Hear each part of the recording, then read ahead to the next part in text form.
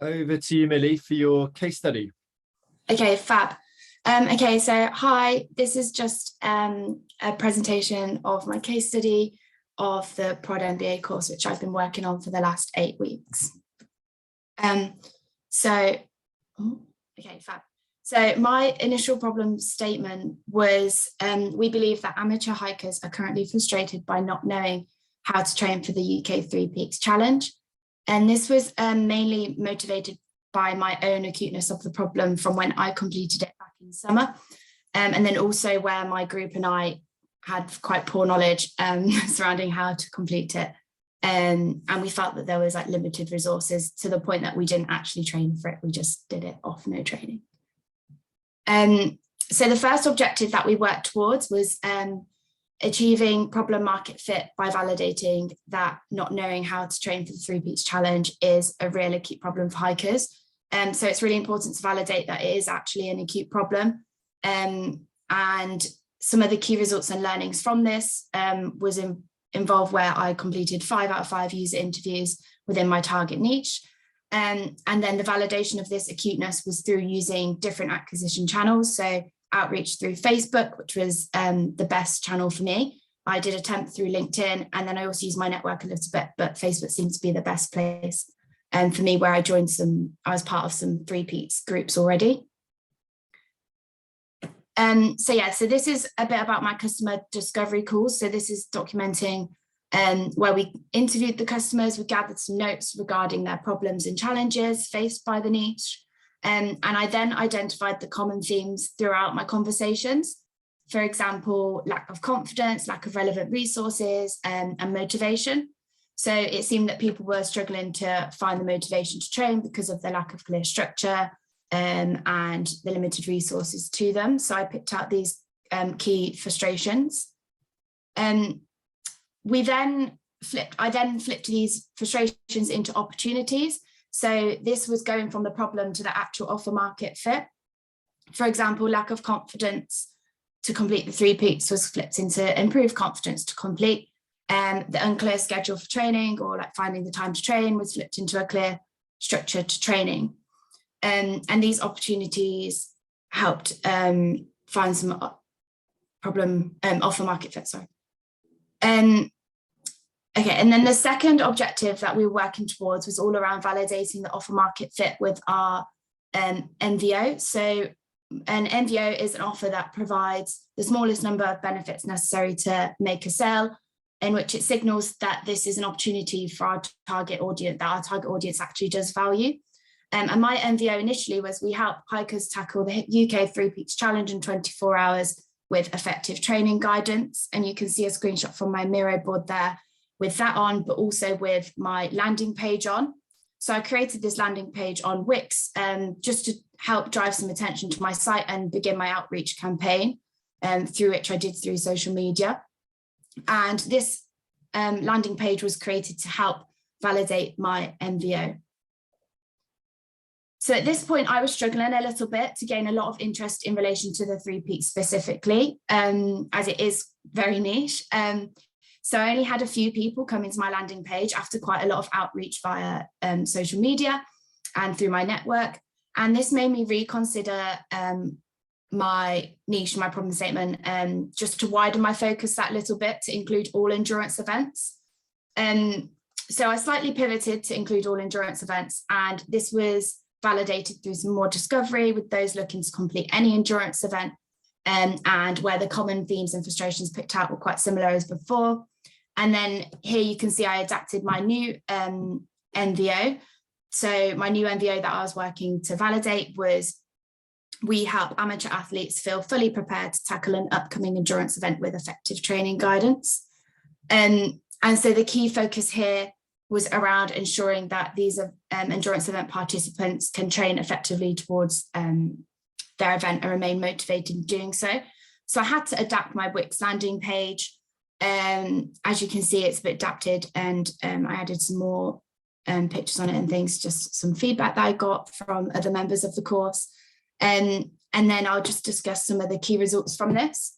So after changing this all and slightly widening my outreach, I ended up getting 19.5% outreach to sign up conversion. So this is those who landed on the page and then completed the inputted their details as interested in the beta program sign up. And then of those who, I didn't realize that, sorry. Of those who signed up on the landing page, 12.5% completed the onboarding survey, and that was emailed to them once entering their details. And this just helped for further validation of the offer market fit for my MBA. And then also what I completed here was the Blue Ocean Strategy Canvas, and this is involved researching alternatives in the market that captures the current strategic landscape, and this helped identify the differentiation within the market. So the differentiation that I found was under convenience, rewards, and personalization. And so as you can see, that's a screenshot of my Blue Ocean Strategy Canvas just there.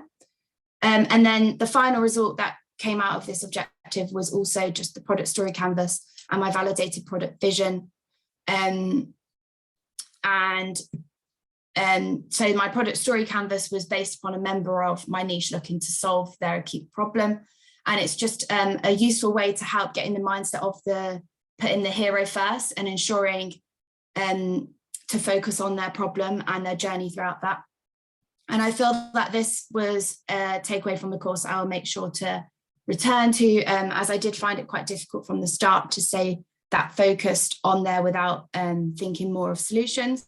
And then from this, I was able to arrive at a validated product vision based on my new target audience of we help amateur athletes feel fully prepared to tackle an upcoming endurance event.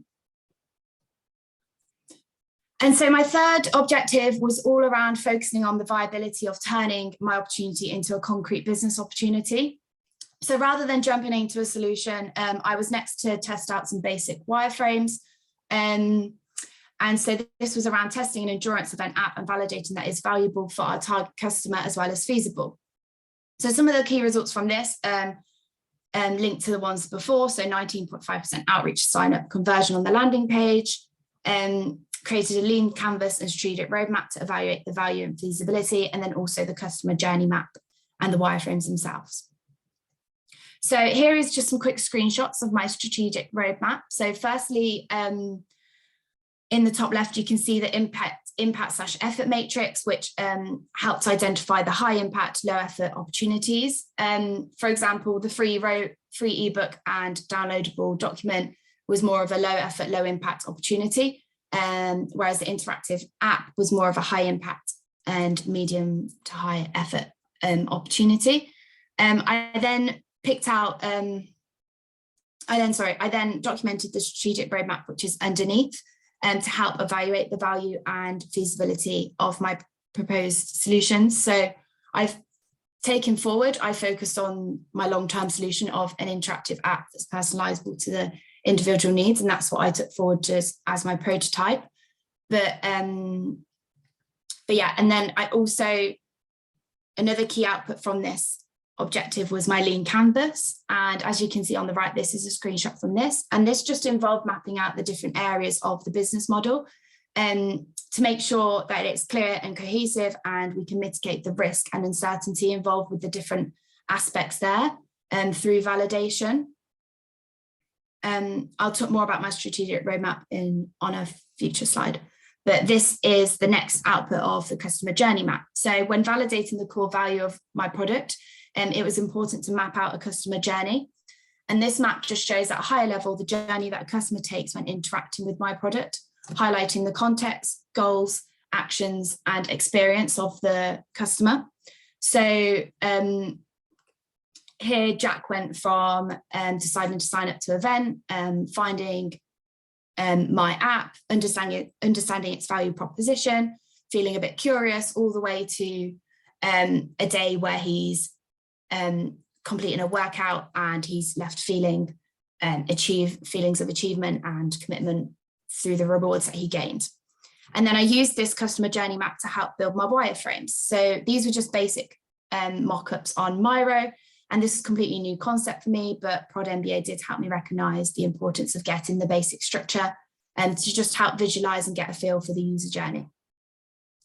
And then the final objective 4 was to validate that the core value of my product is aimed at helping endurance event participants know how to and remain motivated to complete their event, and that customers actually value this. So to do this, some of the key results that I've found was some 5 beta testers onboarded, utilising a mix of those who I reached out to in initial customer discovery, but also new potential customers. The Figma prototype build, and then my PMF, product market engine, to determine a PMF score. So here is a quick demo of my Figma prototype. So this was the first page that you would land on.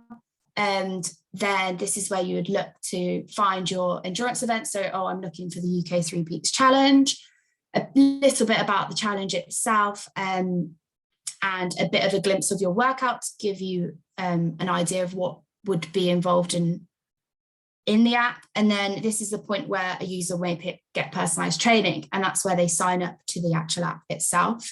So it just allows them to explore the app a little bit first before they sign up. Build your training plan. So this is the personalizable aspect. So you put in some timings, some experience, injuries, how quick you're aiming to complete the event. And then you'd be landed to your profile page, in which you can change settings, connect some devices, sync workouts with your Outlook. And from some feedback from people really liked this profile page. They thought it's quite clear. The progress was quite nice. The circle would obviously go as you do more workouts. And then this is the workout page. So the today's view, weekly view. Also had some good feedback on this page, as it's easy to track. And then the homepage is where you discover recommendations from other hikers. And this would change depending on the event you're doing. So these are people that are giving some recommendations of hikes nearby them. And that's basically the app. And then you can go back to the explore page and re-explore some more opportunities. So from the app, after the beta testers, I sent out the PMF surveys, and these are some of the results that I got. So a lot of people were saying they were somewhat disappointed, very disappointed if they could no longer use the app. And some of the feedback I got in terms of who would benefit most was mainly around amateurs, those that have not had much experience for endurance events, and those who don't know where to begin when training for an endurance event. And I feel like that does kind of fit my niche of amateur athletes. I was trying to target that audience. And then some top benefits of the app and improvements to the app I'll just talk about on this next slide in these word clouds. So some things to keep doing, where the benefits, some of the top benefits relates a lot to the personalization and tailored features of the app, the knowledge of the app. However, some things I could improve on relate to the community network side. I got some feedback saying that it'd be nice to have a stronger community feel of the app, where people can interact with each other a bit more than what was on the prototype. So this is just a quick overview of my 1 to 2 year roadmap, which I discussed previously, but the first step would involve a free ebook / downloadable document with a training plan on to follow. And following on from that is the second step with an app that just offers guidance, it's less personalizable. And the third step would be the prototype that you just seen, which is the interactive app, which offers personalized advice and rewards. So it's also quite important to measure each one with a key result as well. So the number of downloads of the training plan, just to see where you're at with progress. And yeah, I feel that initially my strategic roadmap was quite messy, and I got some feedback from some people on the course. So this is also quite a learning curve for me to make sure that I'm building on the next steps. And then some principles and learnings that I've taken from the course is remaining customer centric, focusing on the frustrations of the customers, staying away from feature-based aspects. Customer feedback is actually so crucial, and always questioning what and why we're doing, linking it back to the problem space. And then finally, just a little bit about me. So recent economics geography graduate who's just kickstarted their career in product management and now completed the Prod MBA course. I'm looking forward to taking those principles and learnings into as I settle into EG. And yeah, that's it. Really good. Really, really good. Thank you. Yeah, really, honestly, very strong. Mike, do you want any comments or feedback before I jump in? Just, I say this very respectfully, but pleasantly surprised. Not that I had any low expectations of you, given that I've seen other colleagues who have been in work longer than you. So I wasn't expecting as solid a performance in what you've done. So that's not that I would underestimate you. I'm just even more surprised by how polished and concrete the whole thing came across. So really well done. Thank you. Thank you. It's very kind. I was gonna make the same point. I'll come on to it later, but I'll go through your some comments on the presentation itself, and then we can talk about just general feedback from the 8 weeks. Yeah. So I'm going to distill it actually down to 4 things. So I thought your storytelling was excellent, like really mature. I mean, honestly, it's probably top 5 of the 22 people we had this cohort. Well, things specific. No, I say that honestly. Thank you. I don't say that to everyone. So specific things, your what I call bridging was really good. So any time that a slide came in, it was clear why you were showing it and why now. So you'd go, the first objective we worked towards was this. This was really important to validate that we had an acute problem. Yeah. Okay. It's simple language, but it's exactly how you should do it. You don't need to sound clever and complicated. It's just why the hell are you showing me this stuff?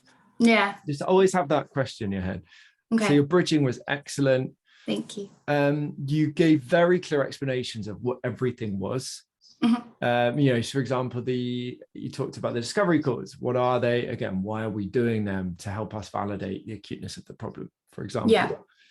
The discovery call, the board, you talked through. So here we did discovery calls.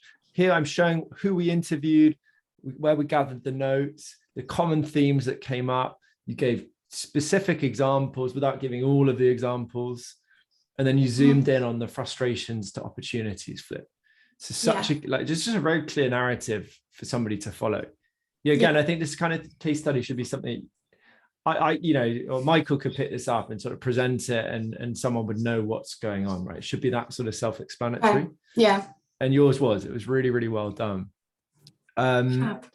Same with the second objective, again, very clear, explain what it is, why are we doing it, what the MBO is, that opportunity to validate whether our market actually values something. Same with the landing page. You said, here's the landing page. I created this to do X, Y, and Z. Help me validate MBO, etc. Part of your excellent storytelling, so you did bridging well, clear explanations. The third, you were also implicitly selling product discovery and the process that you're pitching. So for example, it was great that you talked through that story of validation and pivoting, giving lots of context around why you made that decision. Yeah. And then you came in with a really high conversion rate, right? So you got 19% conversion after pivoting. What are you doing? You're showing that, hey, this product discovery stuff and pivoting and being product led, this actually leads to results. So you're more likely to get buy-in from people like Michael, from your other, stakeholders in the company, because you're just bringing results, right? Nobody can argue with results. And that's what you always need to push for as a product leader. Rather than having endless discussions or trying to take this sort of intellectual high ground, just come in with results, and it's really hard to argue against it. Blue Ocean, again, excellent. The examples you gave, why are we talking about it? You gave a couple of highlights there. I think storytelling was really, really mature. I suppose 2 things to improve upon, which is absolutely not a criticism. I think it's just the stage you're at. I would have liked to see a more clear narrative around the long-term strategy. Okay. Yeah. What I mean by that is, so how are the different stages feeding into each other, and why are we doing them at different stages? So the community was an interesting one. You just giving a bit of a clear story about. So look, initially we just want to get something that people are going to use to start training. That's the big focus.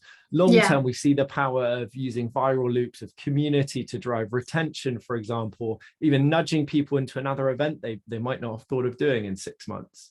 Okay. Yeah. Yeah, to see that sort of different narrative there, rather than like, here's just like 3 things we're going to work on. There's a narrative there. Yeah. Okay. Linked to that as well, revenue, it wasn't mentioned. I think it's always a big thing. Sorry.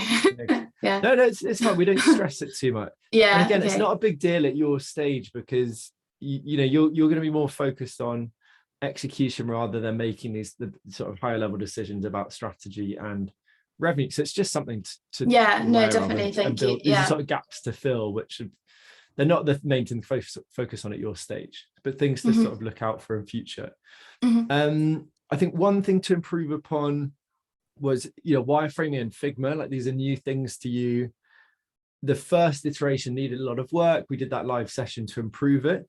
You did come in with a really good second iteration, right? The prototype there was really good. Thank you. I sort of take that back. But the reason I say it is, it's just that you don't need to be a UX designer, but it really helps communicate ideas if you can visualize them yourself with Figma or with some just Miro wireframes.